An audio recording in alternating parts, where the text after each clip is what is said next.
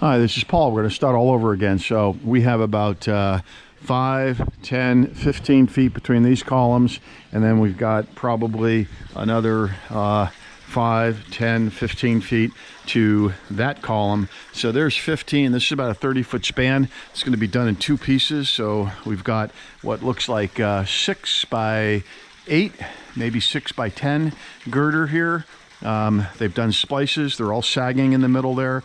These are going to have to be repocketed inside these walls, and this is also being supported. This beam here, it's going to have a temporary wall built, and we've got a run of these guys about 5, 10, 15, 20, 25, 30. I call it 30 feet, and we've got 1, 2, 3, 4, 5, 6, 7, 8, 9, 10 of the purloins at 30 feet, and those are 4 by 8 purloins, and so we have 10 of those at least 30 feet, and you can see that those are all rotted, and we have 3 girders at 3 times 3 is 30, so it's 90 feet, and they're going to use the existing post buckets on top of the columns here.